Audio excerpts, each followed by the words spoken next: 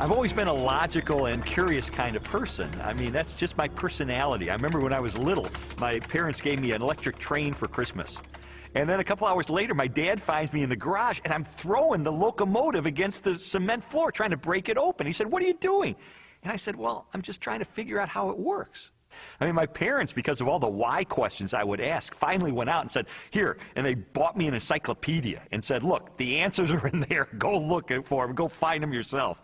I mean, that's just the way I was. And so I guess it's natural that I would become a journalist, because journalists are looking for facts, they're looking for evidence, they're looking for data, they're looking for something that they can publish in the paper and have confidence it is true. Lee Strobel earned a Master of Studies in Law degree from Yale Law School and is the former legal editor of the Chicago Tribune. He is the best-selling author of several books that explore the evidence for the Christian faith. I guess given my curiosity, it's not surprising that when I was in high school, science was my favorite topic, because there the teachers actually encouraged me to like cut open frogs and find out how things work, which I thought was great. When I was a teenager, I had this deep trust in science, and I think part of it was prompted by the fact that I grew up in post-Sputnik America, where Eisenhower encouraged all young people to delve into science so we could catch up with the Russians. So to me, science sort of represented the empirical, the hard facts, the things that could be proven experimentally, and that was sort of the way in which I looked at life. I thought people who had faith, people who believed in supernatural things like God, I saw that as a sign of weakness, because, you know, do you have any data to back that up? In the autumn of 1966, Strobel's interest in science led to a life-changing decision. I can take you back to the exact spot where I was sitting. It was in the third floor, overlooking the asphalt parking lot. I was in the second row, the third chair from the front, when my biology teacher recounted in great detail this experiment that had been conducted in the early 1950s at the University of Chicago.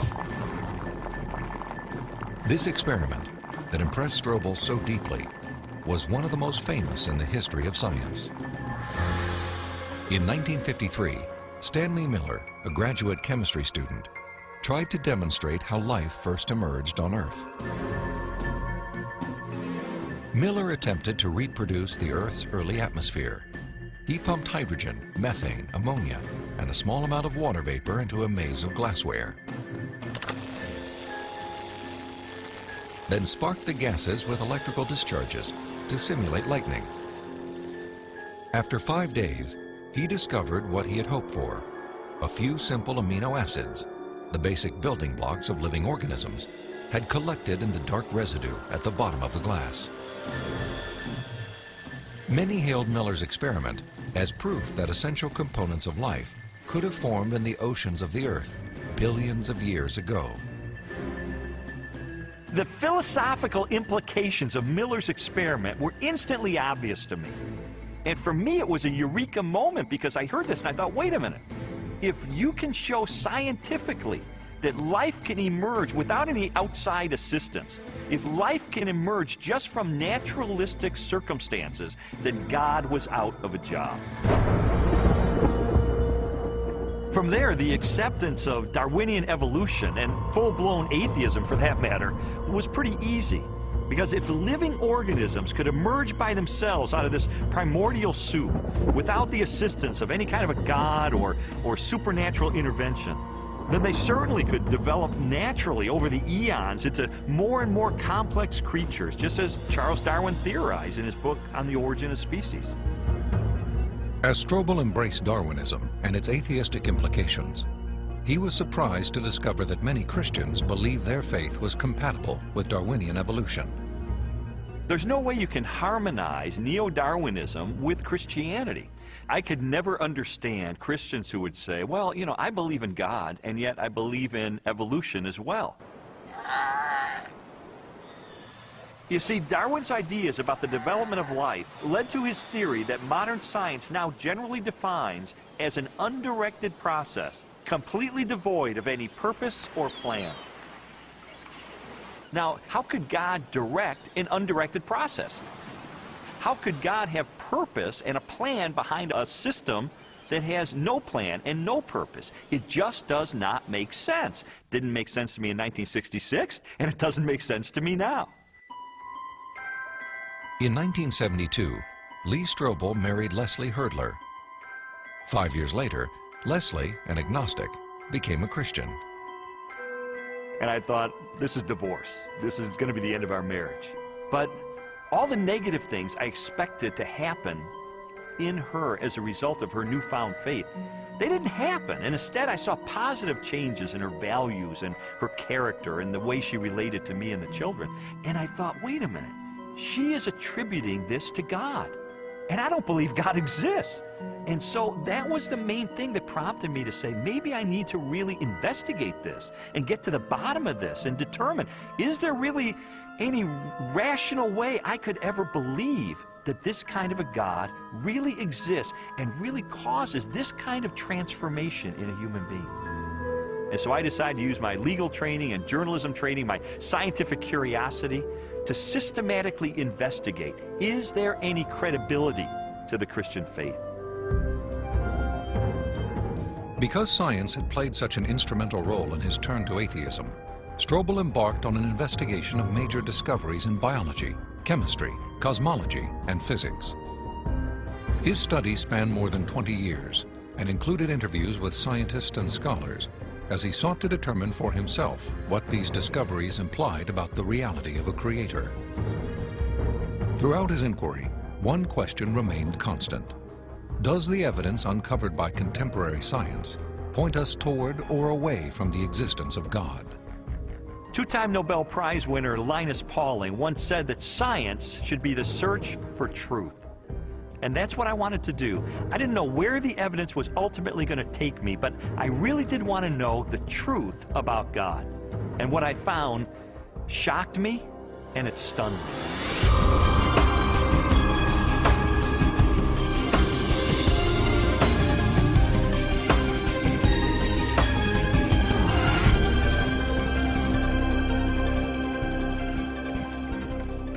Strobel's search began with an examination of evidence that challenged materialistic theories of life's origin. He discovered that this negative evidence contradicted the textbook explanations that had once convinced him the blind forces of evolution could account for the creation and diversity of life on Earth. A good example of negative evidence is the 1953 Origin of Life experiment by Stanley Miller, the one that helped lead me into atheism in the first place. As biologist Jonathan Wells explained to me, Miller's experiment has now been thoroughly discredited. Stanley Miller put together a glass apparatus, and in that apparatus he put a mixture of gases that people at the time thought reflected the atmosphere of the early Earth. And those gases were methane, ammonia, hydrogen, and water vapor. But then the professional opinion of what was there on the early Earth changed. In the 60s, geochemists revised their hypothesis and decided that the hydrogen, being very light, would have escaped into outer space. The Earth's gravity isn't strong enough to hold it. And probably the early Earth's atmosphere then consisted of what we now see coming out of volcanoes today, namely carbon dioxide, nitrogen, and water vapor. Well, if the early Earth's atmosphere consisted of those gases, then Stanley Miller's experiment would not work. In fact, he himself tried it with those gases, and he found that he couldn't produce any amino acids at all. So the experiment falls apart once you use a more realistic mixture of gases in the apparatus. Miller's test has been repeated many times using the correct atmospheric components. The results are always the same. The amino acids that generated so much enthusiasm in 1953 do not appear. Even if Miller's experiment were valid, you're still light years away from making life. It comes down to this. No matter how many molecules you can produce with early Earth conditions, plausible conditions, you're still nowhere near producing a living cell. And here's how I know.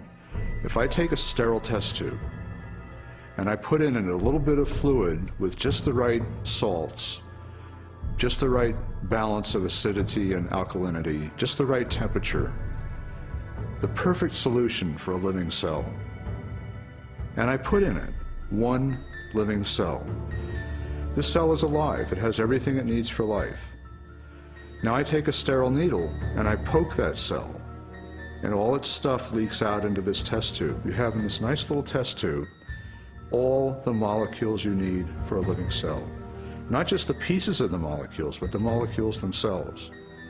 And you cannot make a living cell out of them. You can't put Humpty Dumpty back together again.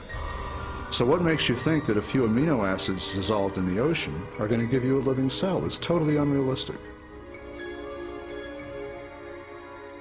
Stanley Miller's experiment was not the only unsuccessful attempt to explain how life originated. Beginning with Russian chemist Alexander Oparin's work in the 1920s, theorists have also proposed chance, chemical attraction, and biological seeding from outer space as possible answers. Each has failed to account for how non-living chemicals could have arranged themselves into the most basic components of the first living cell. Strobel's research ultimately led him to conclude that materialistic explanations for the origin of life were deeply flawed. And his examination of negative evidence did not end with the question of first life. He also learned of weaknesses in the most celebrated icon of Darwinian evolution. In Darwin's book on the origin of species, there's only one illustration. It's called the Tree of Life. Darwin used it to explain how every species of animal and plant that ever existed on Earth had evolved from the same common ancestor through small, gradual steps over enormous periods of time. Even though Darwin's Tree of Life is included in virtually every biology textbook published over the last half-century, contrary to what we've been told, there is no conclusive evidence of the common origin of all life.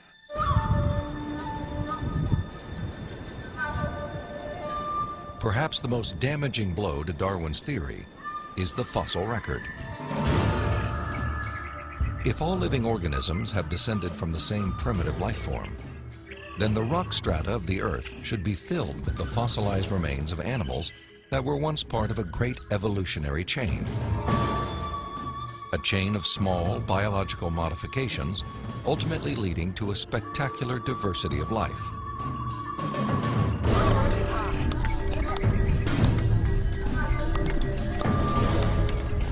Yet, after 2 centuries of research, highlighted by excavations in southern China, the multitude of transitional experiments, or missing links, that should exist are conspicuous only by their absence. The most graphic example of this void in the fossil record is a geological era known as the Cambrian explosion. The branching tree pattern of Darwin's theory is actually not seen anywhere in the fossil record unless we impose it with our own minds. So the Cambrian explosion is the most dramatic refutation of the Tree of Life. The Cambrian explosion of life was a dramatic episode in geological history. Usually dated at about 530 million years ago, the exquisitely preserved Cambrian fossils reveal that the body plans for virtually every major animal phyla appeared, not gradually and slowly as Darwin had speculated, but instead with astonishing suddenness. If we imagine the whole history of life on Earth taking place in one 24-hour period, the current standard estimates for the origin of life put it at about 3.8 billion years ago, let's say 4 billion. So if we start the clock then, our 24-hour clock, 6 hours, nothing but these simple single-celled organisms appear, the same sort that we saw in the beginning. 12 hours, same thing.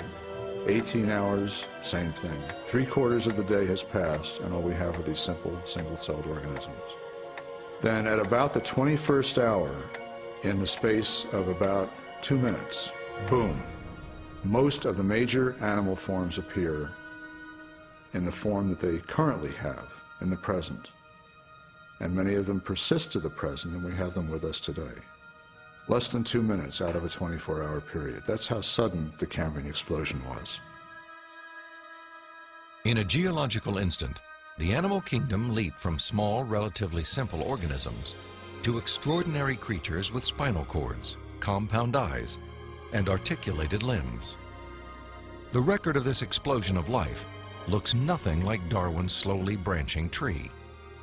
Darwin's theory is that there's a tree of life, where you have one organism diverging into many other organisms and big differences appearing at the top. What we really see is from here up. This does not exist in the fossil record. If I were using a botanical illustration, it would be a lawn with separate blades of grass sprouting independently of each other. And those would be the phyla. Now, within each phylum, there is subsequent diversification. But even there, I don't see the branches connecting that would make them a tree of life.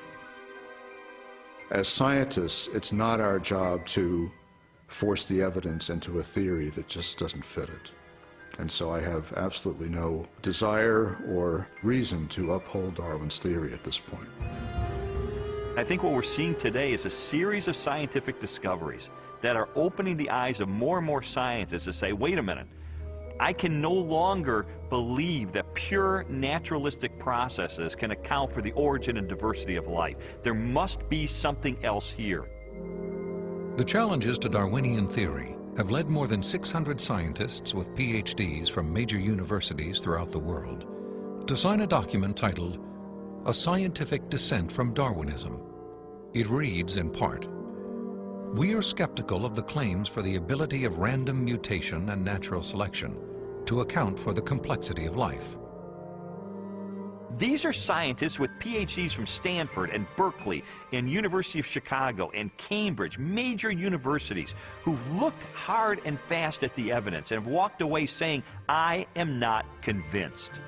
Maybe there's another explanation. Personally, the negative evidence forced me to conclude that Darwinism would require a blind leap of faith that I just had no good reason to make.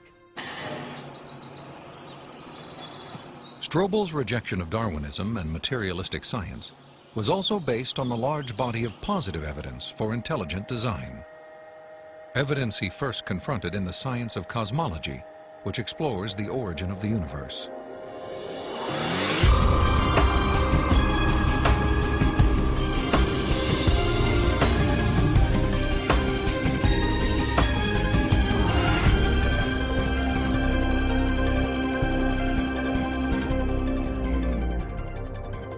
How did the universe begin? What is its source? Few questions have generated as much controversy through the centuries or inspired as many impassioned opinions. I interviewed William Lane Craig, a philosopher who has devoted much of his career to the study of cosmology and the question of origins. From ancient Greek materialism at the time of Plato and Aristotle up through 19th century idealism, the prevailing view was that the universe is eternal, that the universe never began to exist, that the universe as a whole is, as it were, a static, timeless entity. This belief in an eternal, unchanging universe, for centuries a pillar of Western cosmology, was unexpectedly challenged in 1915 by Albert Einstein's general theory of relativity. Einstein's equations implied a startling possibility. The cosmos was not static, but instead existed in a continual state of either contraction or expansion. Einstein did not like the idea that the universe was dynamic at all. In fact, like almost all scientists at the time, in the early 20th century, he assumed the universe was static and eternal. What's interesting and ironic is that he thought he had made some kind of mistake in his equations for the general theory of relativity. But a few years after he developed the theory, a Belgian astronomer named Lemaitre developed a model based upon his equations, which again predicted that the universe was in a continual state of expansion. In 1929, theoretical predictions were confirmed with empirical data. At the Mount Wilson Observatory overlooking Los Angeles, astronomer Edwin Hubble studied light from distant galaxies. Hubble determined that galaxies beyond our Milky Way were moving away from us at a speed proportional to their distance from the Earth. The more distant the galaxy, the faster it is receding. Hubble's landmark discovery led most astronomers and physicists, including Albert Einstein, to a similar conclusion. If the universe is continually expanding, then at earlier points in its history, it must have been smaller and denser.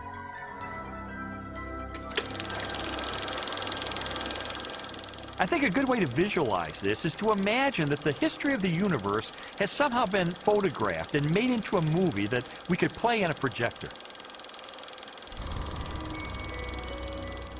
As the projector runs forward, we watch the universe as it continually expands.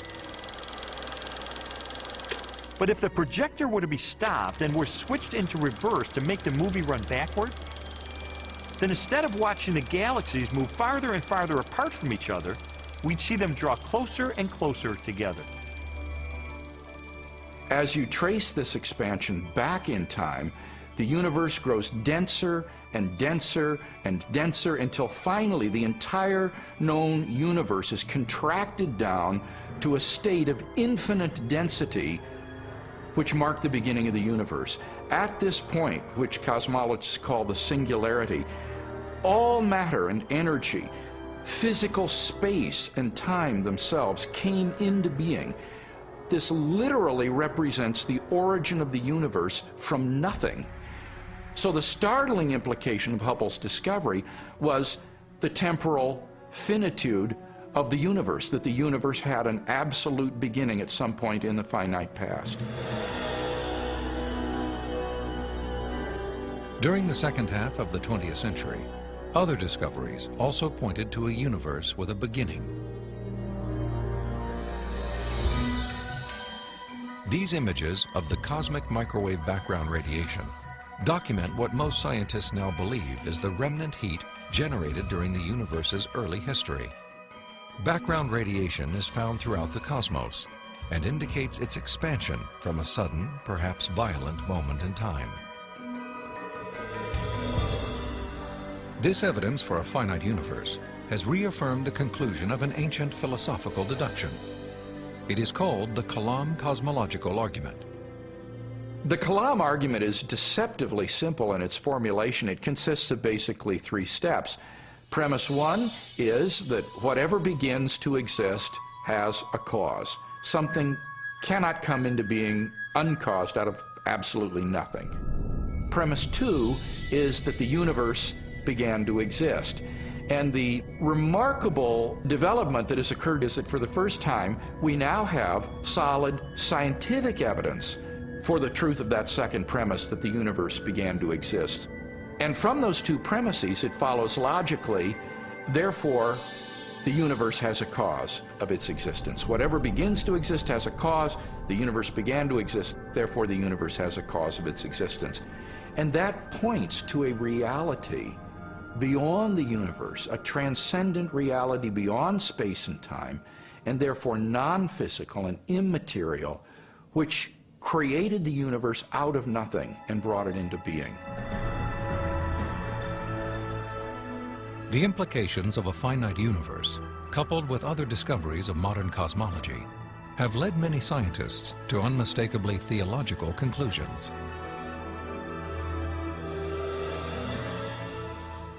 There is no ground for supposing that matter and energy existed before and were suddenly galvanized into action.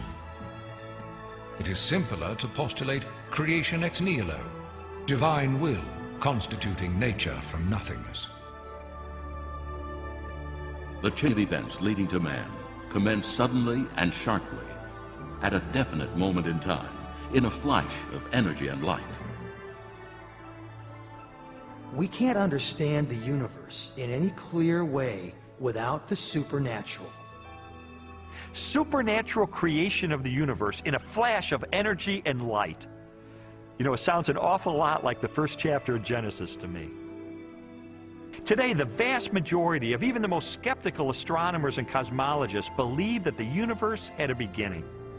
This belief isn't based on some theological doctrine. It's based on scientific evidence.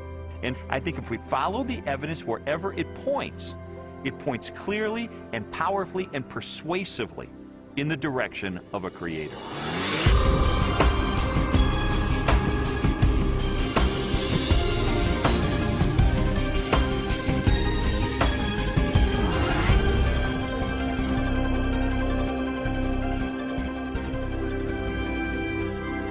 Since the beginning of time, all the matter in the universe has been governed by precisely balanced laws and constants.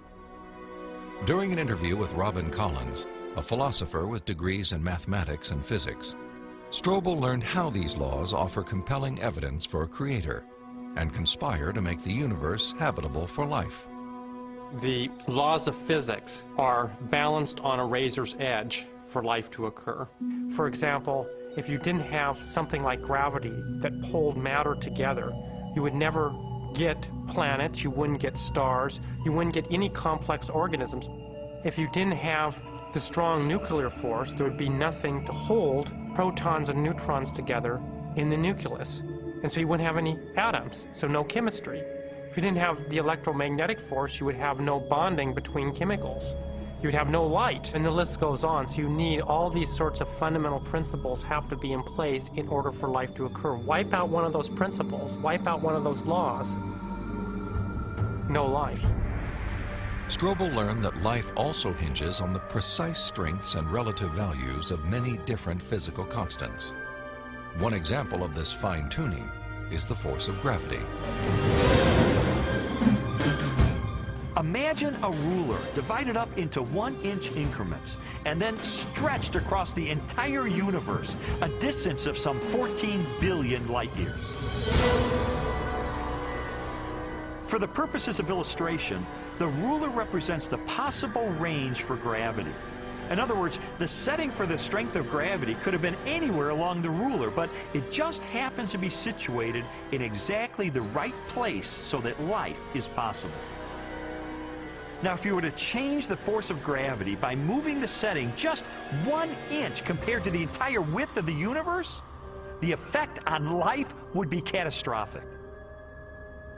No large-scale life forms could exist. Anything that was more than the size of a pea would be completely crushed. So you might be able to get life of a very, very primitive sort, such as bacteria, but you could never get conscious observers. The strength of gravity is just one of at least 30 separate parameters that must be finely tuned to produce a life-sustaining universe.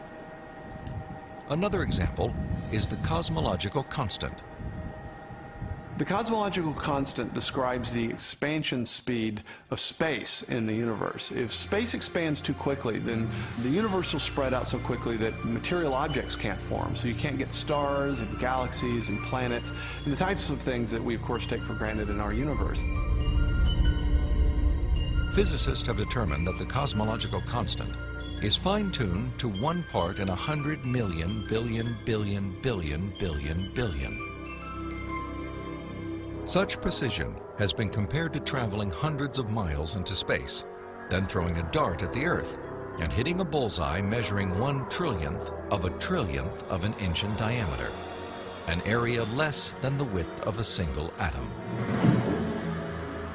Just consider those two parameters, gravity and the cosmological constant. Their level of fine-tuning is to a precision of 1 part in 100 million trillion, trillion, trillion, trillion, trillion, trillion. I mean, that's like 1 atom in the entire known universe. This fine-tuning is also evident at the atomic level.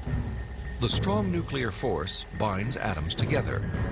If the strength of this force were to decrease by 1 part in 10,000 billion billion billion billion, the only element left in the universe would be hydrogen. Again, chemical life would not be possible. The fine-tuning of the laws and forces of physics is so precise that few theorists are comfortable invoking mere chance as an explanation, unless our universe is not the only roll of the dice. if the universe looks like it's fine-tuned for complex life, maybe there's a fine-tuner. Maybe it was fine-tuned for life. And this has certain unsavory theological implications. And so it's not surprising that those committed to a fundamentally materialistic view of reality would try to find an escape hatch. And the most popular escape hatch for this theological implication of fine-tuning is this idea of multiple universes. As its name suggests, the theory of multiple universes proposes that our universe is not alone. Instead, it is part of a vast ensemble of universes, each with a different set of laws and constants. If there's only one universe, then the conclusion that the universe looks fine-tuned because it is fine-tuned is inescapable. But if our universe is just one of a vast set, then you seem to have more resources to play with. Chance gets a new lease on life. I sometimes try to imagine what physicists have in mind that postulate this idea of multiple universes. I mean, what would the generator look like that creates them? Maybe it's like a giant monolith that has dozens of different dials, each of which has to be set to the right physical constant. If we think of these parameters as dials, each of the dials is different. So if you produce enough universes with enough different dial settings, eventually, just by chance, you get one just right. So you might have to produce a trillion universes. But eventually, if you have a generator that's just spitting out just an enormous number of them, then it gets the right dial setting. And then, by just chance, you get conditions right for life. So it's a huge cosmic lottery. That's the idea. It's an interesting idea. I mean, there's really only one problem with it. There's no independent evidence that it's true. Besides, it really just pushes the question back a step, because we could still ask, who built the generator? The suggestion of multiple universes strikes me as a desperate attempt to explain away the obvious, which is that the universe is finely tuned by an intelligence to sustain complex life. An intelligence that must be beyond the constraints of time and space.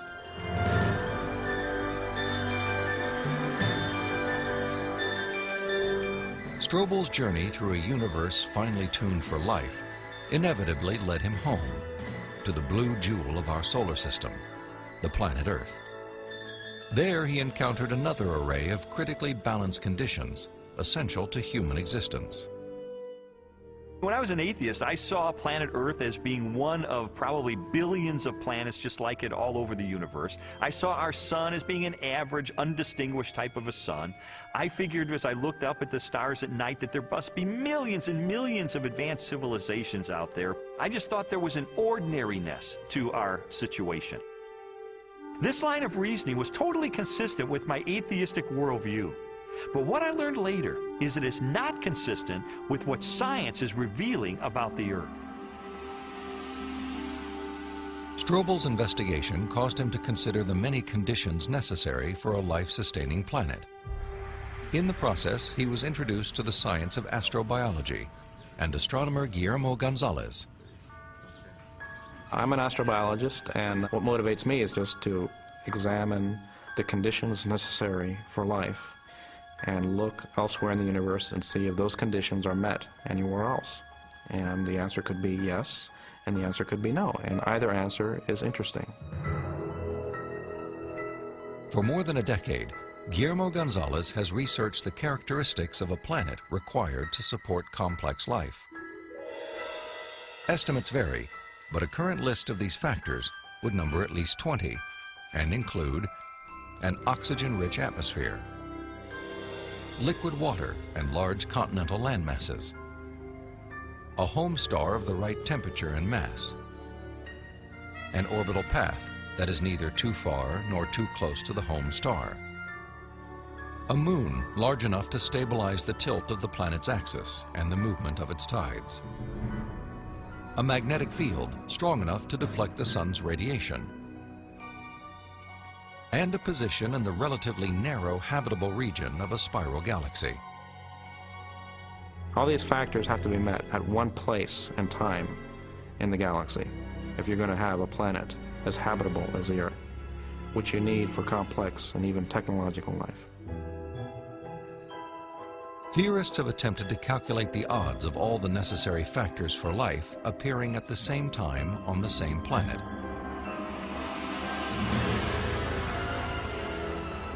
A conservative estimate is 1 chance in 10 to the negative 15th, or 1/1000th of 1 trillionth.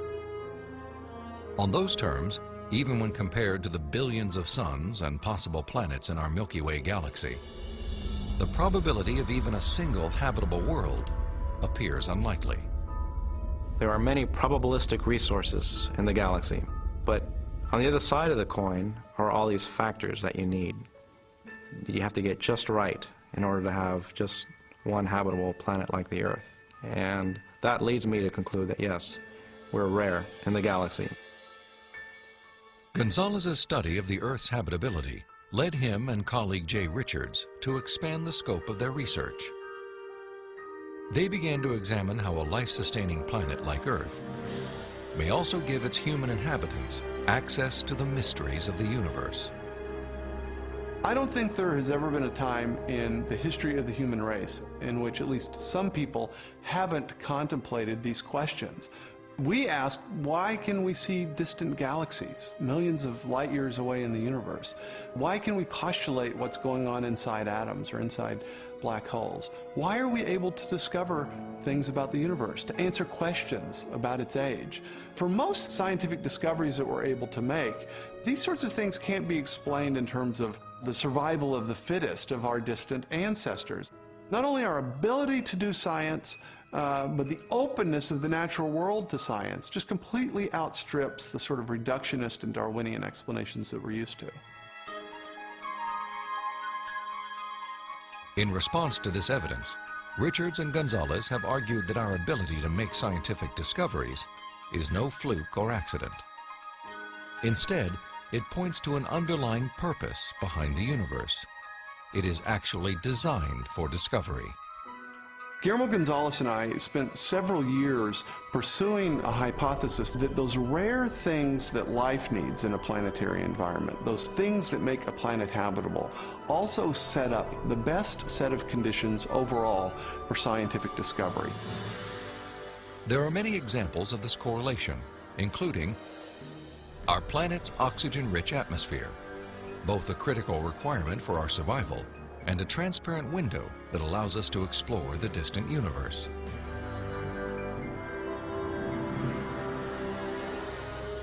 The Earth's precise distance from the Sun and the size of its moon and home star. These factors not only control our planet's temperature, axial tilt, and the movement of its tides, they also ensure perfect solar eclipses, phenomena that have provided scientists with invaluable data about the composition of stars and the properties of light. And our location in the Milky Way. The Earth is positioned between two spiral arms within a relatively small region where life is possible. As a result, we enjoy an excellent platform for clear, unimpeded views of our galaxy and the rest of the cosmos. I think God intentionally created a habitat for us that allows us to see Him through the creation that He has left behind.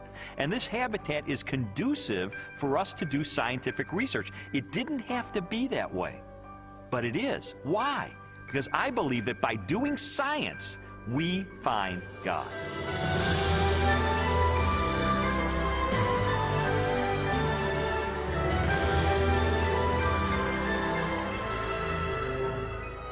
The final leg of Strobel's investigation transported him from the deepest reaches of the cosmos to the microscopic universe of the living cell and the science of biochemistry. There he encountered more challenges to Darwinian evolution and new evidence of design.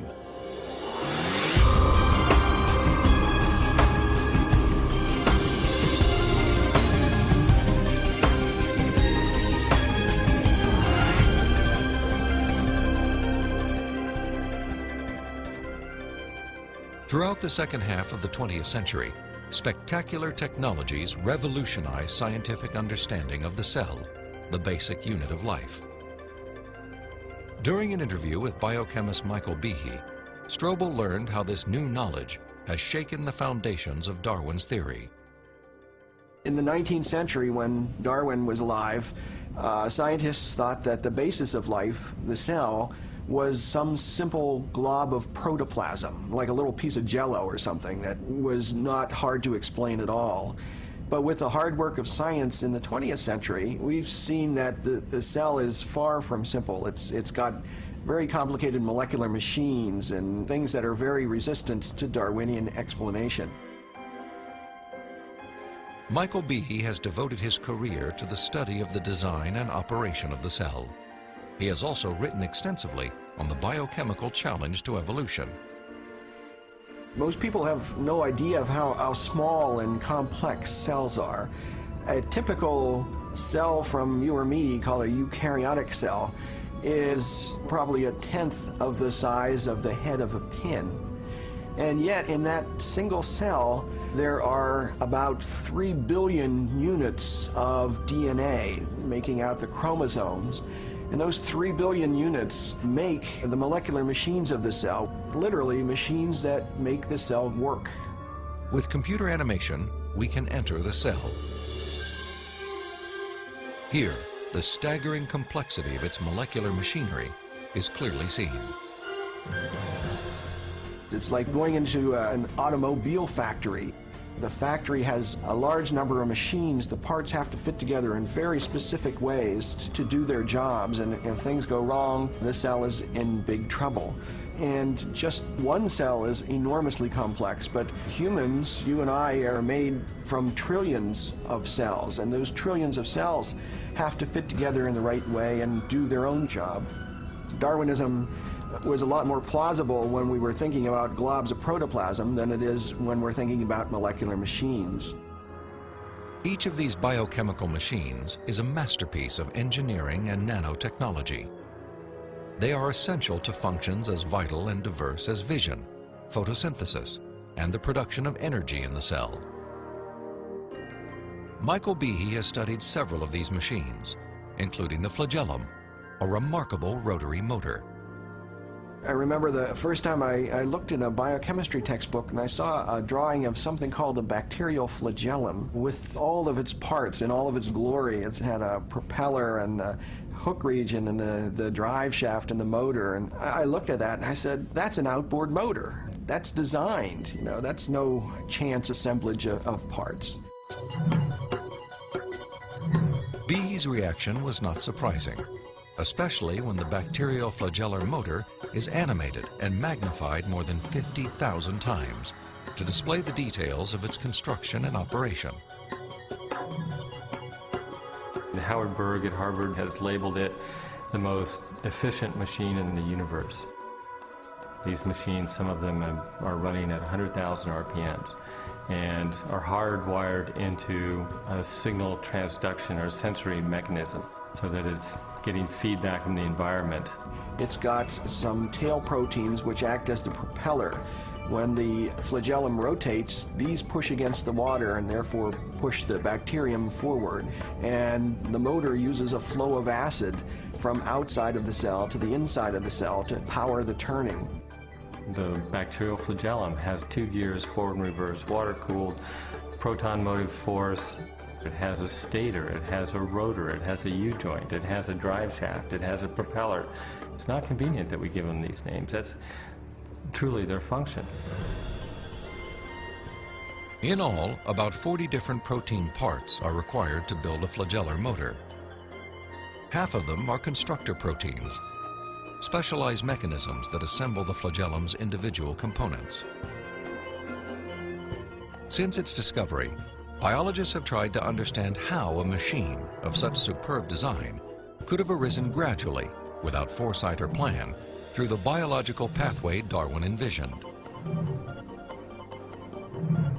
I think what Darwin was trying to show was that things that look designed aren't really designed, but that we can find naturalistic processes to account for the complexity of life. Darwin theorized that every part of every living organism evolved through natural selection, a blind process that acts upon random changes in the cell. Darwin believed that, given enough time, These random variations would transform the simplest cells into the great diversity of life that inhabits our planet. In his study of evolution and molecular machines, Michael Behe has raised a significant challenge to the creative power of Darwin's mechanism of natural selection. It is called irreducible complexity. Irreducible complexity was coined by Mike Behe in describing these molecular machines. Basically what it says is that you have multi-component parts to any given organelle or system in a cell, all of which are necessary for function. That is, if you remove one part, you lose function of that system. Irreducible complexity can be illustrated by a familiar, non-biological machine, a mousetrap. The trap is composed of 5 basic pieces: a catch to hold the bait, a strong spring, a thin bent rod called the hammer, a holding bar to secure the hammer in place, and a platform upon which the entire system is mounted. If any one of these parts is missing or defective, the mechanism will not work.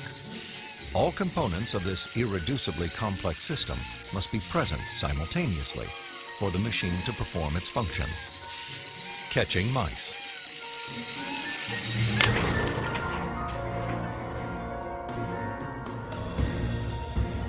The concept of irreducible complexity also applies to biological machines, including the bacterial flagellum. All told, there are about 40 different protein parts which are necessary for this machine to work.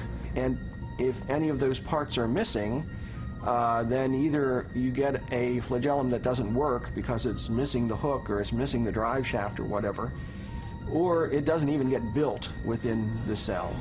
You can't put something like that together gradually because they need a large number of parts interacting with each other at the same time before they work at all. Without the tools to observe the machinery of the cell, and long before the idea of irreducible complexity, Charles Darwin offered a way to test his own theory. In Origin of Species, he wrote, "If it could be demonstrated that any complex organ existed, which could not possibly have been formed by numerous, successive, slight modifications, my theory would absolutely break down." Darwin acknowledged that if someone identified a biological system that could not have been constructed in incremental steps over long periods of time, then his theory would be invalid. And what Michael Behe and others have discovered is the existence of biological machinery that cannot be explained away by Darwinian processes. Darwin's failed predictions have in fact falsified his own theory.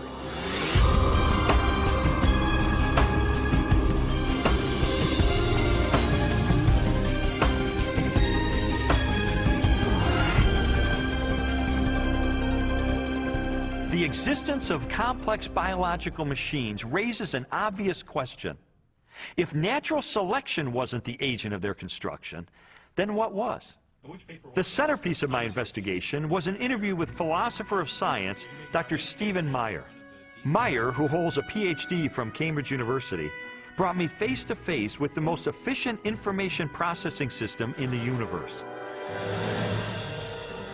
The DNA molecule and its language of life. The discovery of the information-bearing properties of DNA and RNA is a fundamental challenge to all materialistic theories of the origin of life. Neo-Darwinism and its associated theories of chemical evolution and the like will not be able to survive the biology of the information age, the biology of the 21st century. Meyer's conclusions are based upon his understanding of the DNA molecule and the genetic instructions that are locked within the nucleus of living cells. In 1953, when Watson and Crick elucidated the structure of the DNA molecule, they discovered that DNA was a carrier of genetic information in the form of a 4-character digital code. That is to say that DNA functions like a software program, only more complex than anyone has ever created or devised. For a biological system to run and operate, it needs genetic information to build the proteins and protein machines that cause the cells to maintain their function. This information is stored in a precise arrangement of 4 chemicals that scientists represent with the letters A, C, T, and G. Sequences of these chemicals provide the instructions necessary to assemble complex protein molecules that in turn help form structures as diverse as eyes, legs, wings, and hearts. This code has been called the language of life, and it is the most densely packed and elaborately detailed assembly of information in the known universe.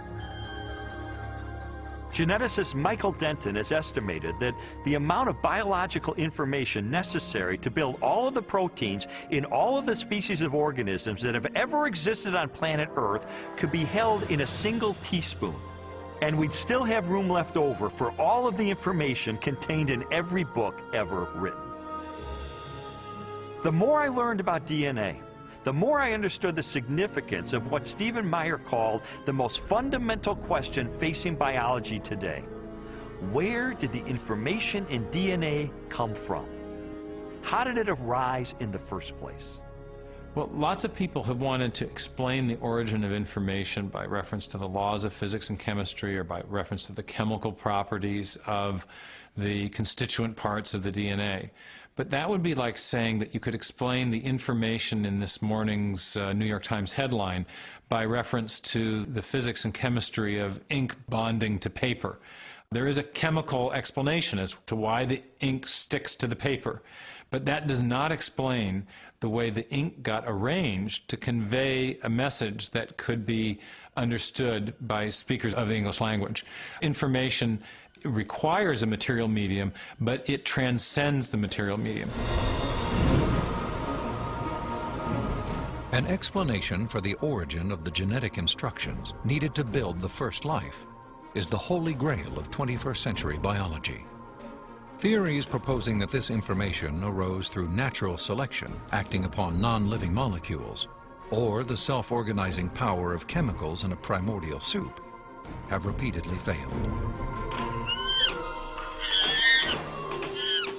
Even time and blind chance, the oft-invoked saviors of implausible biological scenarios, have fallen far short as accounts for the source of the instructions in DNA.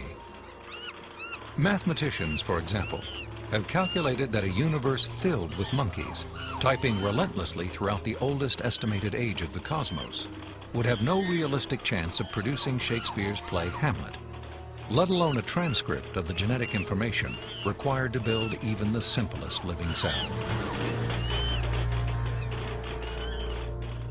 Based on our uniform and repeated experience, which is the basis of all scientific reasoning about the past, there is only one known cause for the origin of information, and that cause is intelligence. Whether we're looking at a hieroglyphic inscription, a section of text in a book, or a computer software, if you have information and you trace it back to its source, invariably you come to an intelligence. Therefore, when you find information inscribed along the backbone of the DNA molecule in the cell, the most rational inference, based on our repeated experience, is that an intelligence of some kind played a role in the origin of that information. The implications of the scientific evidence, coupled with Meyer's logic, are profound. If we are finding information inside every cell and every living creature, could that not be, in a sense, the signature of a creator?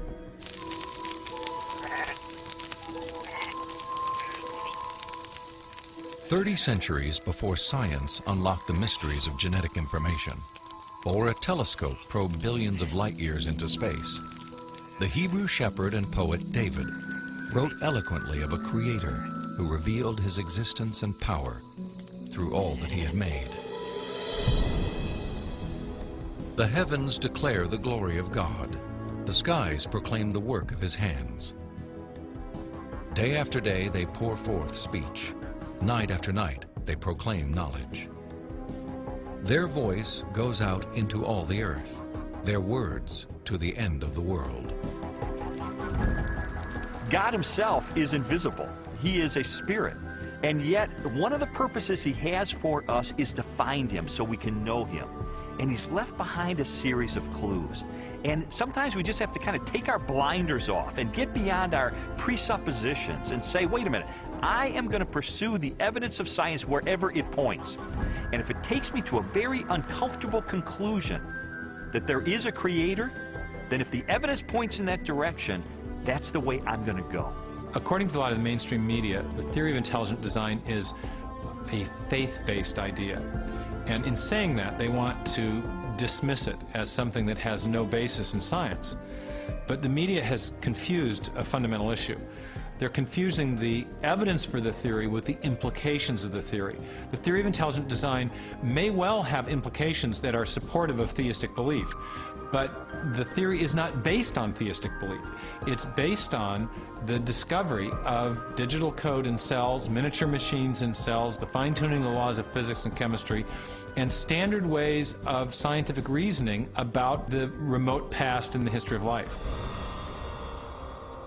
40 years ago, a lecturer in a high school biology class convinced an inquisitive 14-year-old freshman that there was no God. Ironically, years later, it was an open-minded investigation of scientific evidence that led Lee Strobel to belief in a creator. One of the most interesting things I've learned as I've gone on this journey of scientific discovery has been that you don't have to commit intellectual suicide to come to the conclusion that there is an intelligent designer. Because today, science is pointing more directly and more powerfully toward a creator than any other time in the history of the world. I was trained in journalism and law to respond to truth. I had to take a step of faith in the same direction that evidence is flowing, which is logical and rational. We do that every day of our life. We make steps of faith based on the evidence that we perceive. And so it was the most logical and rational step I've ever taken to put my faith in the creator that science tells me exists.